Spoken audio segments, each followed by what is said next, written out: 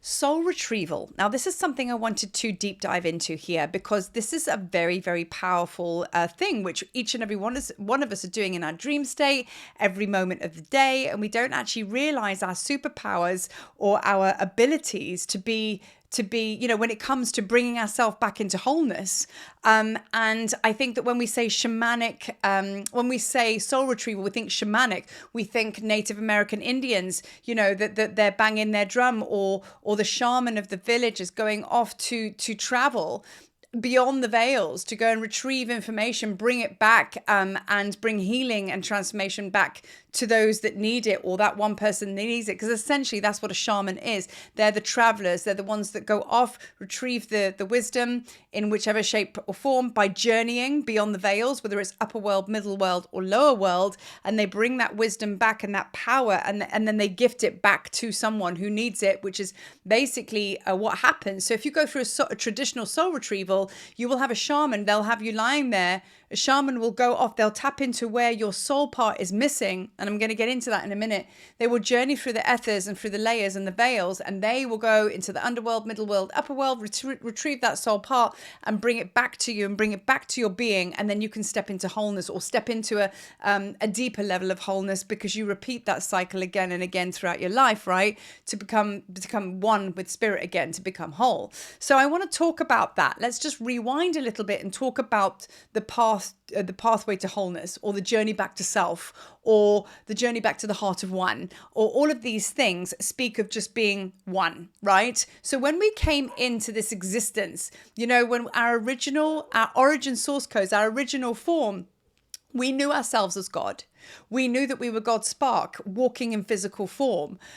We knew this. We were connected as above, so below, so within, so without. We had a very, very powerful connection to our sense of self, because that's never been fragmented. But then things started to happen, and then we started to shatter that through certain cataclysmic events. In Atlantis, we were all in that energy, even Lemuria. And then what happened was certain, obviously the dark forces came in because someone dropped the ball. And then what happened, bad things started to happen to us. And then through trauma, we experience soul fragmentation, or rather parts of our soul break off. And then what happens is we're in a million pieces. And that's the journey. That's the experience, the human experience, to come bring your soul back into a physical body, to go and put yourself back together again. That's the journey. That is the mission, right? In a bigger sense. So when we're shattered into a million pieces, we come into this life or lives without any memory, without any knowledge of our gifts and superpowers, of who we truly are, that we are actually, in fact, God in physical form. We don't even know that we're part of that. So the game, which I've spoken a lot about in my other video of the Halls of Amenti, the game, the capital GAME as they call it, is to actually go back and figure out, where are your soul parts? It is like a video game. Is it under that rock? Is it still sitting with that person? Is it sat in that temple? Is it still with that parent? Do you know what I mean? That ex-lover, or whatever it might be. But this is our lives. We've got to go and find it. And we're attracted to each other. We have trauma with each other, and we grate, and we're like, oh, you're in my life, I don't like you. We go through a certain experience because of that. And then, of course, we realize when we heal from that horrible experience with that relationship, that's a soul retrieval. So that person was meant to come into your life to help you remember, bring that soul part back to you so you could become whole again. Now, that can be like, if it's a relationship that you're not loved, that you're not worthy of love, and you have this relationship and it's all great in the beginning and it's all lovely and nice, and then they turn out to be actually quite not very nice, and they're a little bit horrific, and then they start to just abuse you, or just not give you the love, and just treat you badly, and then what happens is basically you go through an experience, and then if you decide to heal after that, then you will be gifted back your soul part, because you rise above it. You say thank you, but no thank you, I'm good with you. You clear up all the energy between you, all the energy comes back. You have a moment of like, oh my God, I get it now. And then you move on, you leave them in the dust, and they carry on. So it was a soul contract between the two of you. But if you don't do that, then that's where you repeat the cycles, and it's a continuation of just bad relationship, bad relationship, bad relationship, because you're not getting the memo that you're supposed to soul retrieve. That's a soul part you're supposed to bring home. So as I say, when we come into this life, we're shattered into a million pieces, and we have all of these wonderful experiences through and opportunities. They're not wonderful at the time, but like we get to kind of call our parts of ourselves that are broken off through trauma. A lot of, we can talk about the inner child here, about like, it's always inner child work. It's that little you that's been left there like vibrating, and it's not always from this life, it's from past lives as well. So we have to kind of remember ourselves, like Osiris in Egypt when he was cut into 14 parts. We have to remember ourselves and bring ourselves back into wholeness. We have to we have to come back into oneness. And that is what self-realization actually is, that when you have all your soul parts and you've collected all of them and they're back, then all of a sudden you're enlightened and you go, oh my God, I remember now. I am God Spark. I was never separated. I just had to bring these soul parts back so I could actually sense and feel that sense of wholeness. And now I'm right back to the beginning as to where I was, which was basically part of source. I never left there. I'm in that consciousness. You know what I mean? So soul retrieval is very, very powerful. And it is not just for the shamans. It's not just for the powerful initiations in Egypt, of which we did in the Great Pyramid, where we lay in the sarcophagus and they put the lid over. You had to drop your body and like slow your heart rate right down and go all the way into the stars and then come back in and then restart your body again so you could do the death and rebirth experience, which is exactly what Yeshua did, which is why he was able to resurrect, So those ancient wisdoms and teachings that we all hold them in our DNA. It's in our DNA because Jesus did that on the cross for us. So it got put in our DNA so we could remember this. So all of these different examples, do you know what I mean? It's all there within us, and through soul retrieval and walking our path and just doing what I'm talking about brings that memory back. Each soul part that comes back brings back memory. So I just want to talk about knowledge versus wisdom, right? So in a way, this is also another version of basically coming into wholeness. In a way, I suppose it's a kind of like energy soul retrieval. So when you know something and you've read it in a book or somebody's told you and it's like, oh my God, that's landed.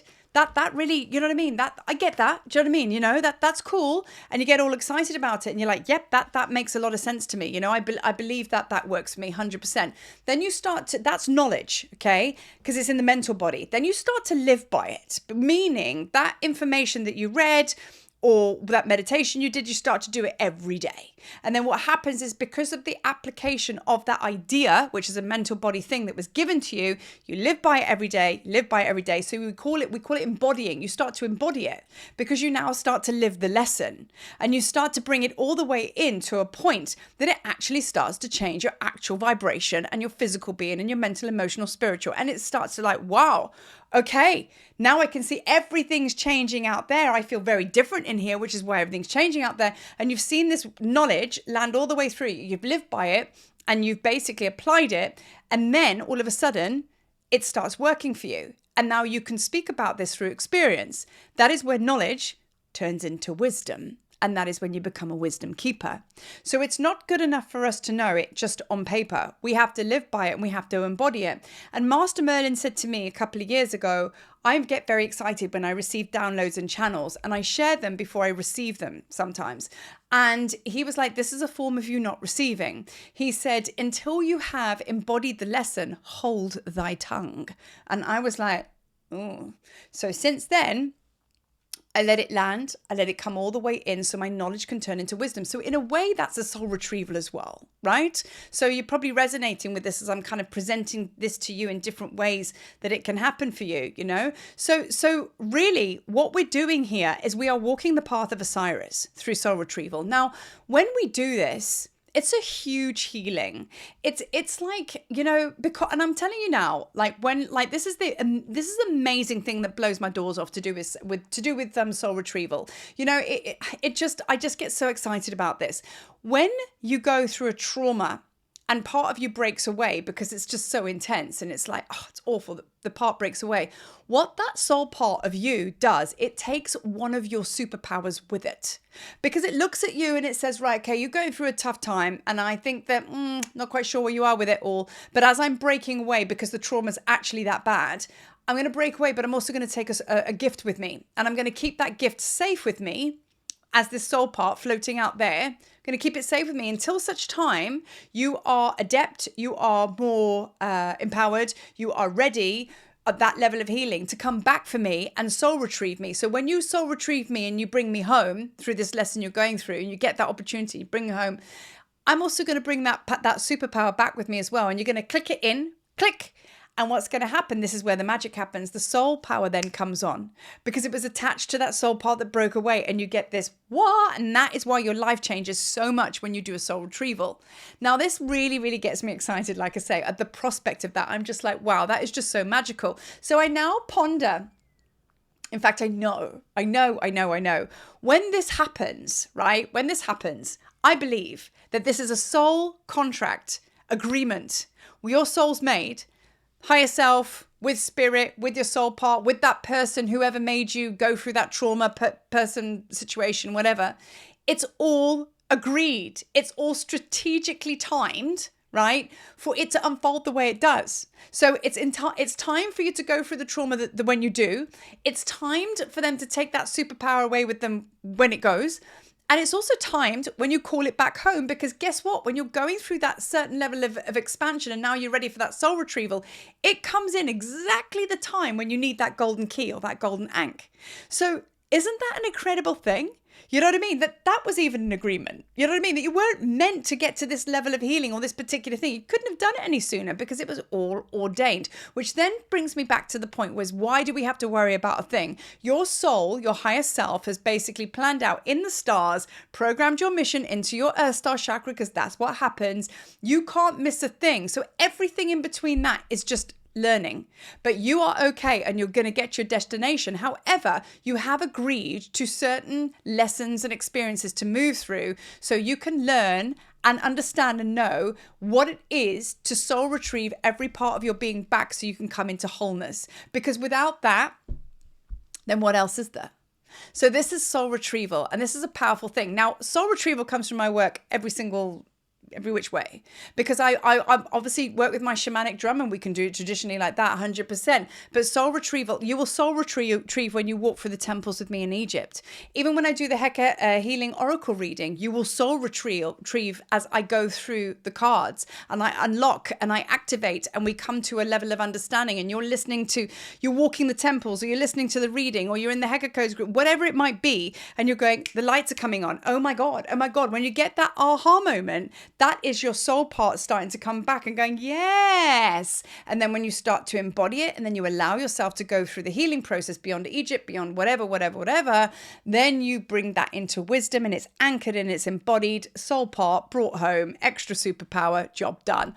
On to the next, right? Because we are masters at this, absolute masters. And we know where we have to go, who we have to do it with, and you know, when it has to be done, which is why I always say with Egypt and everything like that, it's a timing thing. It's a sweet spot thing, and you can't get it wrong. So honor the process, honor the timing. So that's my Gospel According to Marie version on soul retrieval. So let it land. Let me know what you think in the comments. Peace.